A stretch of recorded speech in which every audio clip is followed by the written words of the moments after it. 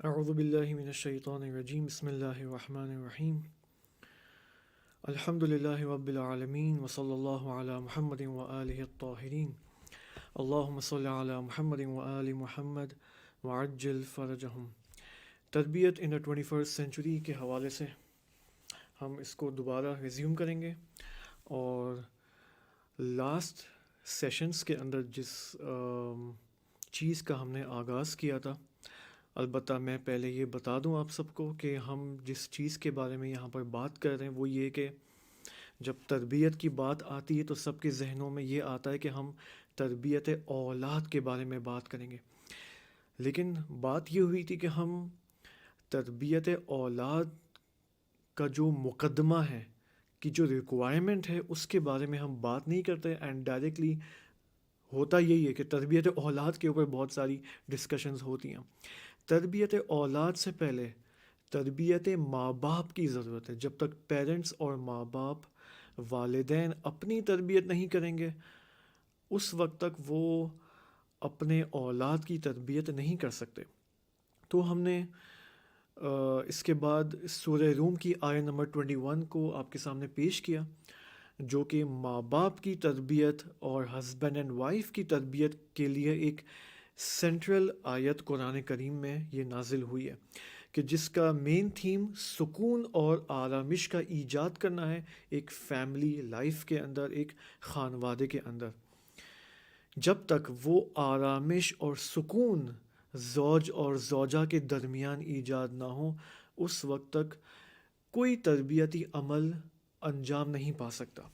اس کے بارے میں مختلف پوائنٹس آپ کی خدمت میں آئی تھنک 12 سیشنز یا 13 سیشنز میں پیش کیے، اینڈ یہ بات ہوئی تھی کہ آرامش اور سکون کو ہم نے پھر، اگر آپ کو یاد ہو، دو یا تین حصوں میں ہم نے ڈیوائڈ کیا تھا۔ ایک سکون دیداری، جب زوج اور زوجہ ایک دوسرے کو دیکھتے ہیں، ایک دوسرے کو نگاہ کرتے ہیں، آنکھ میں آنکھ ڈالتے ہیں، تو اس کے نتیجے میں سکون اور آرامش دونوں کو حاصل ہوتا ہے۔ اس کے بارے میں ہم نے بات کمپلیٹ کی تھی، ڈسکشن کمپلیٹ ہوئی تھی۔ دوسرا سکون وہ کیا ہے جس کو ہم کہتے ہیں سکون کلامی، آرامش کلامی، جب ہسبینڈ اینڈ وائف، والد اور والدہ آپس میں بات کرتے ہیں تو دونوں کے درمیان سکون اور آرامش ان دونوں کو احساس ہوتا ہے۔ اس کے بارے میں ہم اس وقت، ہماری ڈسکشن اس موضوع کے بارے میں ہو رہی ہے۔ لاسٹ سیشن سے ہم نے اسی کو سٹارٹ کیا تھا۔ اور تیسرا سکون وہ ہے سکون رفتاری، ماں باپ کا، ہسبینڈ اینڈ وائف کا آپس میں اس طرح سے بیہیویئر ہو کہ اس بیہیویئر کے نتیجے میں گھر کے اندر ایک آرامش کا ماحول فراہم ہوتا ہے۔ ہماری بات اس وقت سیکنڈ نمبر پر ہے، وہ کیا ہے؟ دوسری قسم، آرامش کلامی۔ اور لاسٹ سیشن میں میں نے آپ کی خدمت میں آرامش کلامی کے بارے میں ایک مقدمہ پیش کیا تھا، کہ اس مقدمے کا پہلا پوائنٹ یہ ہے کہ سب سے زیادہ مؤثر ترین عضو جو کہ ایک دو انسانوں کے درمیان ارتباط اینڈ کمیونیکیشن کو قائم کرنے میں اور سٹرینتھن کرنے میں مؤثر ترین عضو کون سا ہے؟ وہ ہے زبان۔ اور زبان کا بھی کام کیا ہے؟ کلام کرنا، بات کرنا۔ یہ 70% سے زیادہ زبان کا رول ہمیں نظر آتا ہے۔ ایکسپرٹس بھی اسی طرح اس کو دیکھتے ہیں۔ یعنی اگر دو انسانوں کے درمیان کوئی بات چیت نہ ہو، صحیح، پورا دن ایک دوسرے کے ساتھ گزار رہے ہیں، مثلاً آپ ہسبینڈ وائف کو لے لیں، اگر ہسبینڈ وائف پورا دن ایک دوسرے کے ساتھ ایک چھت کے نیچے زندگی گزار رہے ہیں لیکن ان کے درمیان کوئی بات چیت نہیں ہے، تو اس کا مطلب ان کے درمیان کمیونیکیشن کی حالت اچھی نہیں ہے، ان کے درمیان ہیلدی کمیونیکیشن نہیں ہے۔ یہ ایک مقدمہ۔ دوسرا پوائنٹ اس مقدمہ کا کیا تھا؟ کہ سب سے زیادہ دوسروں کو نقصان پہنچانے والا عضو زبان ہے۔ علماء نے مختلف کتابیں لکھی ہیں زبان کی آفات کے بارے میں، اور فرماتے ہیں کہ زبان کے ذریعے مثلاً 70 سے زیادہ مختلف گناہ انجام پاتے ہیں۔ اور تیسرا پوائنٹ اس مقدمے کے اندر وہ یہ تھا کہ اب تیسرا پوائنٹ اسی سروے کے لحاظ سے ہی ہے کہ مختلف کنٹریز کے اندر سروے کیا جاتا ہے کہ مثلا ایک ہسبینڈ اینڈ وائف کے درمیان کس قدر بات چیت ہوتی ہے. اور پھر آپ کے سامنے ایک قاعدہ بھی میں نے پیش کیا تھا، وہ یہ تھا کہ جس قدر ارتباط کلامی رابطہ ایک ہسبینڈ اینڈ وائف کے درمیان کم ہو، یہ خطرے کی گھنٹی ہے. یہ باتیں آپ کے سامنے پیش کی تھی. آج کا سیشن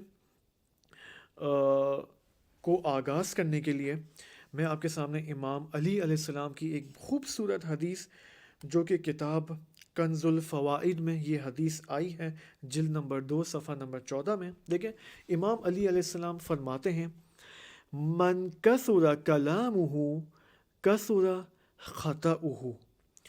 جو شخص زیادہ باتیں کرتا ہے، جو شخص زیادہ پرگوئی کرتا ہے، اس سے غلطیاں بھی زیادہ سرزد ہوتی ہیں. کثر خطأہ، اس سے خطائیں اور اشتباہات اینڈ مسٹیکس بھی زیادہ سرزد ہوتی ہیں. ٹھیک ہے، آپ دیکھیں یہ حدیث کا امام علی نے اس حدیث کو کہاں سے شروع کیا ہے؟ کلام سے شروع کیا ہے کہ من کثر کلامہ کثر خطأہ. اب اس فرسٹ حصے کو آپ ذہن میں رکھیں. اب آگے چلیں.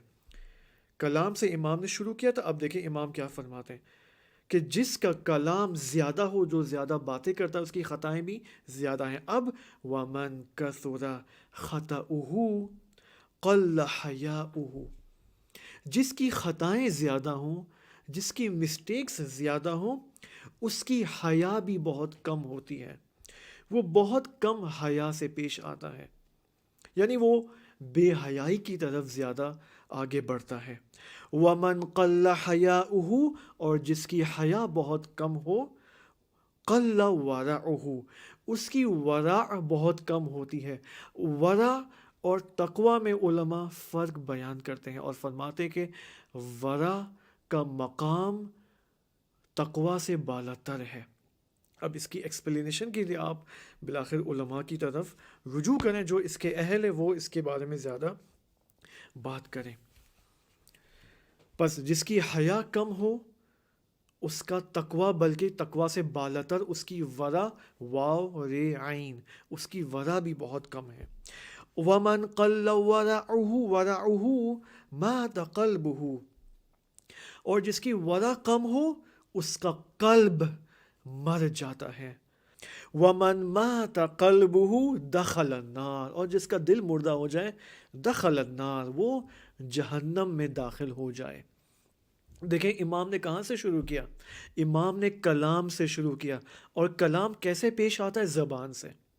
بس آپ دیکھیں، میں دوبارہ اس کو دیکھ لوں. دیکھیں جو کلام، جس کی باتیں زیادہ ہوں، جو بہت زیادہ بات چیت کرنے والا ہے، ان دی اینڈ وہ جہنم جا سکتا ہے. کیوں؟ کیونکہ جو زیادہ بات چیت کرتا ہے اس کی خطائیں زیادہ ہیں. جس کی خطائیں زیادہ ہوں اس کی حیا بہت کم ہے. جس کی حیا بہت کم ہو اس کا ورع بہت کم ہے. جس کا ورع بہت کم ہو اس کا دل مردہ ہو جاتا ہے. اور جس کا دل مردہ ہو جائے، دخل النار، وہ جہنم میں جا سکتا ہے. اب دیکھیں یہاں سے اس حدیث کو مقدمہ قرار دیتے ہوئے آپ کے سامنے میں 2 یا 3 یا 4 دلیلیں یہاں پر پیش کرنا چاہوں گا اس چیز کے لیے کہ کیوں ایک 2 نفر کے درمیان، 2 افراد کے درمیان، خصوصاً زوج اور زوجہ کے درمیان، کیوں ارتباط کلامی، زبانی کمیونیکیشن کیوں ان کے درمیان کم ہوتا ہے. اس کی پہلی وجہ کیا ہے؟ اس کی وجہ یہ کہ پہلی وجہ کہ آپ دیکھیں اچھا ارتباط، کلامی ارتباط برقرار کرنے کے لیے اس کے لیے مہارت چاہیے، اس کے لیے سکلز چاہیے. ہم کہتے ہیں نا انگلش میں کمیونیکیشن سکلز. زبان جو کہ جس کے ذریعے کمیونیکیشن حاصل ہوتا ہے، اس کمیونیکیشن کے لیے سکلز چاہیے. زوج کو بھی سکلز کی ضرورت ہے، زوجہ کو بھی سکلز کی ضرورت ہے. چونکہ زوج اور زوجہ کمیونیکیشن سکلز کو، کلامی سکلز کو نہیں اپناتے، ان دی اینڈ ان کے درمیان کلامی ارتباط کم ہو جاتا ہے. بس یہاں پر زوج اور زوجہ کو چاہیے کہ تھوڑی ٹریننگ حاصل کریں، یہاں پر کاؤنسلرز کی طرف رجوع کریں، ایکسپرٹس کی طرف رجوع کریں کہ وہ ان کی مدد دیں کہ ان کے درمیان ایک اچھا، یعنی زوج کو معلوم ہو، ایک ہسبینڈ کو معلوم ہو کہ مجھے اپنے وائف سے کس انداز میں بات کرنی ہے، کس سچویشن میں کس طرح مجھے اپنے کلام کو استفادہ کرنا ہے، اپنے کلام کو، ارتباط کلامی کو قائم کرنا ہے۔ دوسری وجہ کہ جس کی وجہ سے زوج اور زوجہ کے درمیان ارتباط کلامی بہت ہی کم پایا جاتا ہے، وہ یہ ہے کہ دونوں کی خودخواہی بہت زیادہ ہوتی ہے، دونوں کی دونوں کی انانیت بہت زیادہ ہوتی ہے۔ بعض اوقات ہوتا یہ ہے کہ زوجہ کے اندر کوئی انانیت نہیں ہوتی، وہ اپنے آپ کو سیکریفائس کرنے کو تیار ہے، لیکن سامنے سے ہسبینڈ کی انانیت بہت زیادہ ہوتی ہے۔ ہسبینڈ چاہتا ہے کہ نہیں، میری بات کرسی پہ بیٹھے، میری بات کے اوپر عمل کیا جائے اور بس۔ کبھی برعکس ہوتا ہے، زوجہ کہتی کہ نہیں، میری بات کو حاکم ہونا چاہیے، میری بات کو مانا جانا چاہیے۔ اب دیکھیں یہاں پر کیا ہوتا ہے، خود خواہی ہے، نفس پرستی ہے۔ چونکہ زوج اور زوجہ بھول جاتے ہیں یہاں پر کہ ہم انسان اور مسٹر اے اینڈ مسز اے ہونے کے علاوہ ہم مسلمان بھی ہیں، اور مسلمان ہونے کا تقاضا یہ کہ ہم اپنا تزکیہ نفس کریں۔ چونکہ تزکیہ نفس اور اسپرچوالٹی اور معنویت کے اوپر کام نہیں کرتے، لہٰذا انانیت اور نفس پرستی کے اندر مبتلا ہو جاتے ہیں۔ چونکہ نفس پرستی کے اندر مبتلا ہو جاتے ہیں، لہٰذا لاجک اور منطق سے کام نہیں لیتے، اور لہٰذا حق پرستی کو نہیں اپناتے، حق کا ساتھ نہیں دیتے بلکہ نفس کا ساتھ دیتے ہیں۔ یہ کہتے ہیں کہ نہیں، میری بات مانی جانی چاہیے، میری بات امپورٹنٹ ہے، آپ کی بات امپورٹنٹ نہیں ہے۔ یا زوج کبھی کہتا ہے کہ نہیں، میری بات امپورٹنٹ ہے۔ یہ دونوں یہ نہیں دیکھتے کہ بھائی جہاں پر حق ہے، حق کی پیروی کی جائے، نہ کہ میں کی، نہ کہ نفس کی۔ لہٰذا یہاں پر دونوں کو چاہیے کہ اسپرچوالٹی کے اوپر کام کریں، معنویت کے اوپر کام کریں۔ اہل البیت عصمت و طہارت سلام اللہ علیہم اجمعین نے کتنی احادیث ہمارے لیے بیان کی ہیں اسی کام کے لیے۔ کتنا انہوں نے کہا ہے کہ نماز اول وقت پڑھو، کتنا انہوں نے کہا ہے کہ مستحبات کے اوپر عمل کرو، تلاوت قرآن روزانہ 50 آیات قرآن کریم کی تلاوت کرو، قرآن کریم کو بغیر تدبر کے مت پڑھو، نماز شب پڑھو، تہجد کے لیے بیدار ہو۔ کتنی سفارشیں ائمہ اطہار علیہ السلام نے ہم نے کی ہیں، ہم کتنا اس کے اوپر عمل کرتے ہیں۔ تیسری دلیل جس کی وجہ سے شوہر اور بیوی کے درمیان کلامی ارتباط کم ہوتا ہے، وہ یہ ہے کہ زندگی کی مشکلات۔ بعض اوقات زندگی کے اندر مالی اینڈ اکنامیکل مشکلات ہوتی ہیں، بعض اوقات جسمانی مشکلات ہوتی ہیں۔ کبھی شوہر جسمانی مشکلات کا شکار ہوتا ہے، کبھی بیوی جسمانی مشکلات کا شکار ہوتی ہے، بعض اوقات سائیکولوجیکل مشکلات ہوتی ہیں دونوں کے اندر یا کسی ایک کے اندر، بعض اوقات سوسائٹل اور معاشرتی یا اجتماعی مشکلات ہوتی ہیں۔ اب دیکھیں کتنی مشکلات ہو گئی، آپ کیٹیگرائزیشن کریں مشکلات کی۔ ایک جسمانی مشکلات، جسمانی پریشر ہے، مالی مشکلات اکنامیکل 2، تیسرا روانی اینڈ سائیکولوجیکل مشکلات، 4 اجتماعی اور معاشرتی اینڈ سوسائٹل مشکلات۔ ممکن ہے ہر گھر میں خدا نہ انشاءاللہ کہ ہر گھر میں یہ مشکلات نہ ہوں، لیکن بعض اوقات بہت سارے گھر ایسے ہوتے ہیں کہ جن کے اندر مالی مشکلات ہوتی ہے۔ چونکہ مالی مشکلات ہوتی ہے تو شوہر کے اندر اتنا تمایل نہیں ہوتا، اس کو زیادہ شوق نہیں ہوتا کہ میں اپنی بیوی کے ساتھ ارتباط کلامی، اس سے زیادہ میں گفتگو کروں۔ بعض اوقات وہ جاب اینڈ بزنس کے پریشر میں اس قدر پریشرائز اس کو کیا جاتا ہے، آفس کے اندر جاب کی وجہ سے سیلری کم ہے، مہنگائی ہے باہر، لہٰذا وہ پورا دن محنت کرتا ہے، جب گھر پہ خستہ حالت میں آتا ہے تو اس کا دل نہیں چاہتا کہ وہ اپنی بیوی سے بات کرے۔